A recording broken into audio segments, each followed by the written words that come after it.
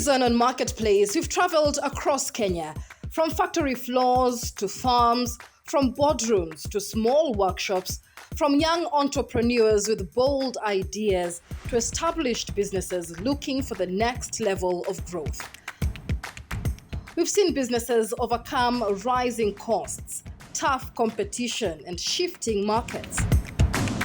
And through it all, one message remains clear: that while Kenya has the ideas, the talent, and the ambition to grow, businesses also need the right support, including access to financing and trade finance solutions to reach the next level.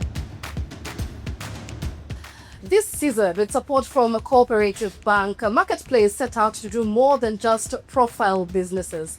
The goal was to explore what growth looks like in practice, highlight the opportunities available, and give entrepreneurs real lessons that they can apply in their own businesses. As we close the season, we step back from the individual stories and look at the bigger picture. What does it really take for a Kenyan business to grow? What are the biggest opportunities in trade today? And what is stopping Kenyan businesses from reaching the next level? We bring together two respected voices from the worlds of trade and industry to help us answer those questions. Joining us for this discussion is Floyce Mukabana, the Chief Executive Director of the Kenya Export Promotion and Branding Agency, KEPROBA, who will help us understand where Kenya stands in trade, the opportunities that exist, and what businesses need to compete globally. Also joining us is Tobias Alando, the Chief Executive Officer of the Kenya Association of Manufacturers, bringing a practical industry perspective on what businesses are experiencing on the ground, the challenges that exist, as well as what it really takes to grow an SME sustainably. Thank you both for joining us. Let's begin with the bigger picture, because Kenya's economy, on paper, continues to grow. The country recorded about 4.9% growth in 2025. But like I said, that's all on paper. For many Kenyan businesses, they're struggling with the cost of doing business. They're struggling with access to finance and uncertainty in the market. Floyce, if you're to begin with you, what does the Kenyan business landscape look like today? Allow me to just narrow down on the issue around exports. While the figures suggest that it is a 4.9 GDP, for exports, the growth has been exponential. So we have seen a 10.4% growth of exports into the country, so that in 2023, we were at a figure of around 873 billion. Now we are at 1.1 trillion Kenya shillings and growing. So from the export perspective, we are seeing the opportunities that are being created from the opening of markets that come from the trading agreements that Kenya has done, has gone a long way into boosting confidence into seeing Kenya as a country and a destination of choice for exportable products for which we have a premium advantage around. Yes. So our take is that exports is a growing business. There are opportunities that are coming out from the trade agreements.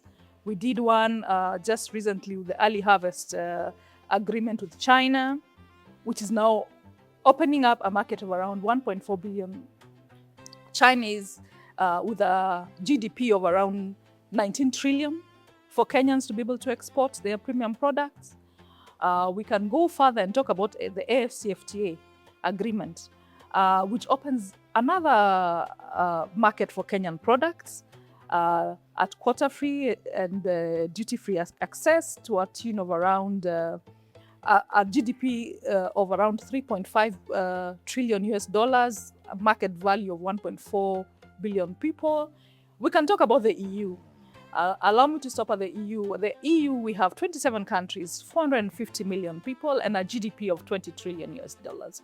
So we are seeing, for Kenyans being able to position themselves in the export market, this is an opportune time for them to take advantage of the agreements that we have negotiated for them to explore an increase and growth in their market. Floyce, talk to us about the incentives that the Kenyan government has put in place to ensure that Kenyan manufacturers are able to take advantage of the export markets available? That's a very interesting question, Michelle.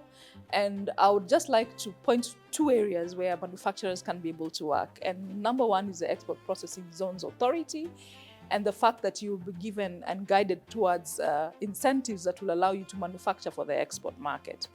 Similarly, we also have the special economic zones that allows us, especially manufacturers, to get incentives around being able to set up a manufacturing plant, being able to export, and more interesting as well, allows you for an opportunity to also sell part of your production into the country as opposed to the one for EPZA. And of late, one of the things that is coming out is the county aggregated industrial parks that provides common manufacturing facilities for and aggregation facilities for Kenyan producers of agricultural products and manufacturing products, which then they can be able to use to access the international market. So, Alando, through your work with the Kenya Association of Manufacturers, you work closely with businesses across different sectors every single day. From your experience, what does a typical Kenyan business look like in today's business landscape? So it's what I call a mixed reaction. If you look at the microeconomic scenario in the country, we've had a stable exchange rate for quite some time, which is positive. We've also had the interest rate lending base reduced for quite some time. But we are in a competitive environment, so we look at other factors also in terms of our neighbors in the region, in terms of Africa in that context, and in terms of the world. So the contribution of the manufacturing sector to the GDP has stagnated for a long time at 7.4% currently.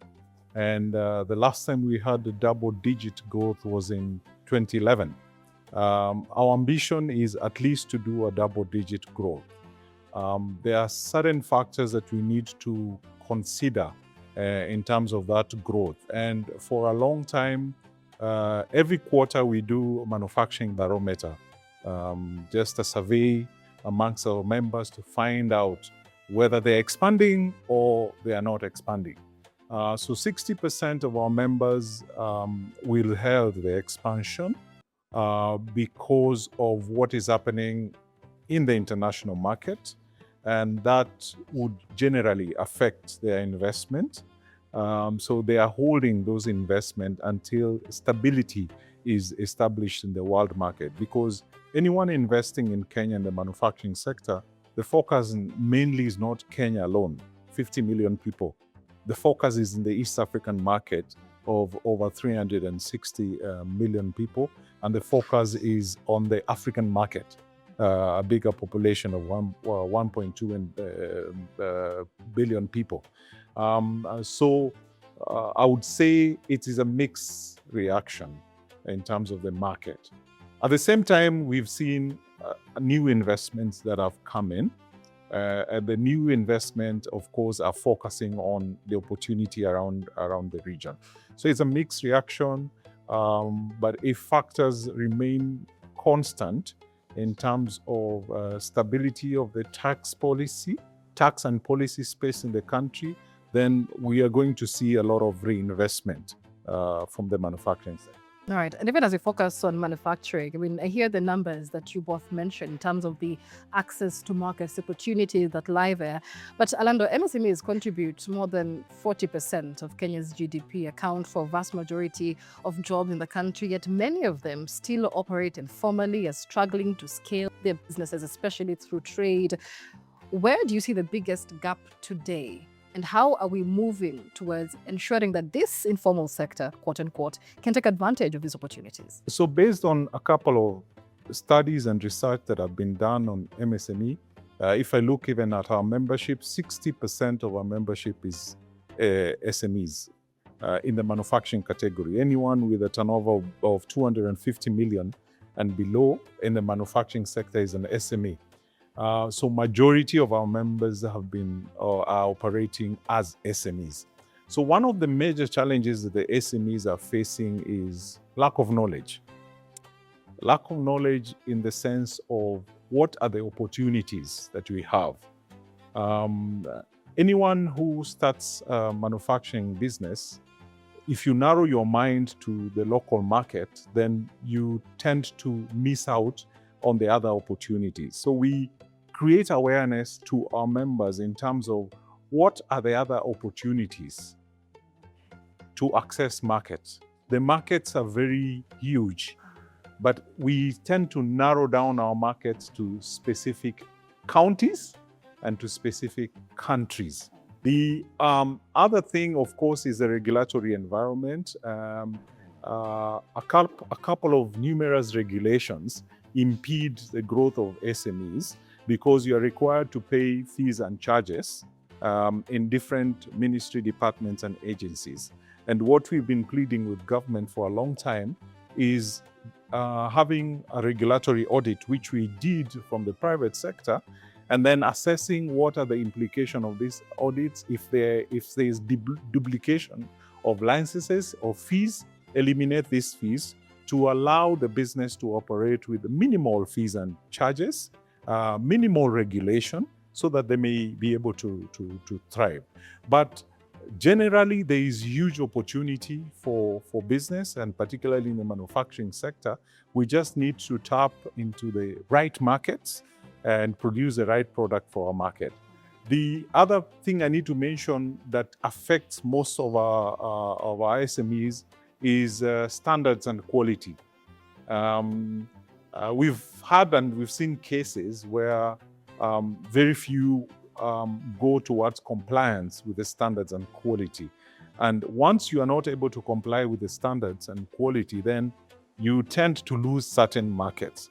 Because if you want to access the European market, the international market, then you have to adhere to specific standards, meaning investment in machinery, meaning investment in the right people to produce, investment also in the right packaging, so that your products may get access to those markets. Right. Yeah. Now, all you've said is actually something that can be worked in hand with Caproba, because Kenya, through the Export Promotion and Branding Agency, FLOIS, is trying to grow exports. And we know traditional exports, right? You know, tea, coffee, horticulture, but there's now growing interest in value-added products as well, whether in manufacturing, in textiles, and even just within the broader regional trade within Africa. But that being said, when Alando talks about opportunities, which sectors currently have the strongest potential? That's a very good question, Michelle. And when you look at it, you pick products that you have a competitive or a comparative advantage around. So, and you look at it from an international perspective, you're looking at issues around supply. Are you able to produce them in large quantities so that you can be able to do repeat orders and large orders? So there has to be consistency in quality, but not only is there the bit of consistency in quality, there has to be something that then speaks about the quality of it, either through the branding of it or the certification that is around the product. So you find then that the opportunities will lie around where you have a comparative advantage. And in Kenya, it would be tea, where we are the third largest exporter of CTCT. It could be in cut flowers, because in Kenya, we are the fourth largest supplier of cut flowers. Then it could be products in which Kenya is seen to have a premium. Our coffee, a single origin coffee, has got a very good standing in the international market, and people look towards it. And then you look at things like avocado, where we are actually growing as a source of avocado, being second in Africa. So you look at those things, and then when you speak around the manufacturing space, one of the things that we have had to have an advantage and associated with AGOA is around textiles and apparels, and in being able to get opportunities around the EPZA on those space. But that is actually speaking from a very a macro and large perspective. But even for MSMEs, and this is one of the things that I'm always passionate about, I tell Kenyans that you can be an exporter at whatever level. It just depends on the product that you have. And why is this possible? Is because we have e-commerce and we have a very advanced system of logistics and communication that allows you, even if you don't have the large supplies, to be able to supply your products to the international market through the e-commerce channels to those who need your products. What does that mean for a Kenyan exporter? It means at the level where you are, either at an MSME level or even at a large level, your focus should be in developing a competitive, globally competitive product, because the market for that product is not only Kenyan, it is global. And that is what your target should be when you're doing it. So you'll find in that space, Kenyans who've been able to export leather bags from here, internationally known brands like Wazawazi currently from Kenya. You'll find Kenyans being able to sell honey from here. We have acacia honey selling to the United States. So it's really a mix of how you look at it, that you can look at it from the macro level, but I as a manufacturer, I as a Kenyan, I have the duty to be able to produce a competitive product because the world can be my market. Right. Alanda mentions the issue of, quality and standardization, really, of the quality of products exported. How does Keproba, does the Kenyan government ensure that there's compliance with these standardization methods so that, the one rotten tomato in the sack doesn't ruin all the tomatoes? That's a very important question, especially if considering that Kenya is one of the major exports are around agricultural products, and there'll be issues around MRI that needs to be addressed, especially to the EU market. But we have structures. The competent authority that is able to address the issues of MRI is called KEFIS, Kenya Plant Health Institute. And we encourage exporters to be able to go through the trainings that they do. We as Keproba, having known that is one of the challenges that we do, we work together with all those organizations, not only KEFIS, we also work with KIRDI, we work with KEBS, just to be able to do capacity building around the standards and compliance that is required when it comes to exports. How much does branding matter in making Kenyan products stand out? And then in the same breath, when you look at Kenya's position regionally and globally, where would you say Kenyan businesses are most poised to benefit from? Branding is really critical for any country, because it's through branding that not only the product that you're selling in those regions access those markets, but it creates another opportunity for other products also to access a new market. Because the people buying those products will see, if this can come out of Kenya, what other items also can come out of Kenya? So branding is really crucial because it places you at an advantageous position compared to our counterparts and competitor. And people have to understand that the market it's a thin market. You have to compete. The only difference that will make between your products or products from Kenya and products from other country is how you're packaging. You realize some other companies spend a lot on packaging because presenting the products to the eyes of the consumer is really critical.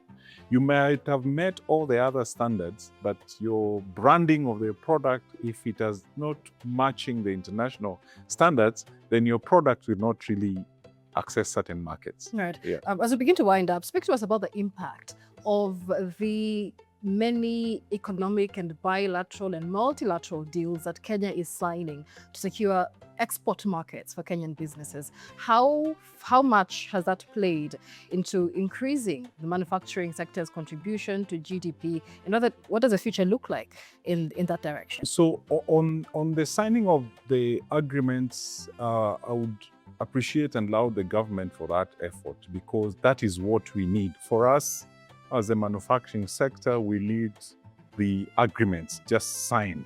Once the agreement is signed, then the private sector needs to take the position and take their goods to various markets. So currently, of course, we have the EAC market that we are exporting to, and we've done that for a long time, the EAC market, though we need to do a lot in terms of intra-trade. And then we have the AFCFTA, the African market, which also presents a very good opportunity to access the African population We recently did a study in terms of the opportunity, looking at a logistics study, and we zeroed in opportunities for accessing the African market through 4 countries. 1 is Zambia, 2 is Nigeria, 3 is Ethiopia, and 4 is Ghana. Because we realize once you access those 4 countries, the markets within those 4 countries, it is easier now to move your goods from those countries to the neighboring countries. Rather than starting to access different countries individually, it may be very tricky. So those 4 countries are where we are focusing. So we start moving our goods, for example, to Ghana, then we access the West African countries through Ghana. You start moving your goods to Ethiopia, then the neighboring countries you're able to access.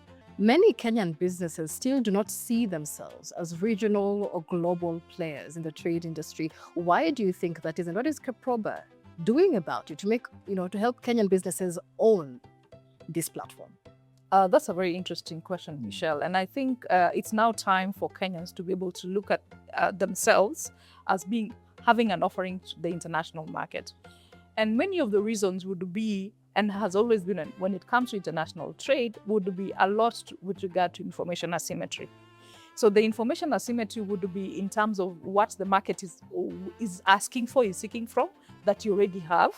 But more importantly is how you get into that space, either through a distribution channel or an opportunity for you to see how your products can land in that market. And as Keproba, we're able to address that through working towards seeing how we can take trade missions to various markets, especially having an understanding that this is one of our strengths in terms of supply and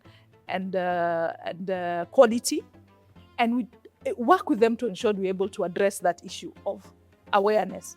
But even in some instances where the awareness is there, it's incumbent upon the exporter to ensure that they're able to bring a product that is going to be accepted into that market. As we wind up, very, very briefly, perhaps in one line, what excites you most about the future of Kenyan exports? I'm excited about how, as a trade facilitation organization, we'll be able to hold hands with exporters to venture into these new markets and make these markets a reality for our exporters.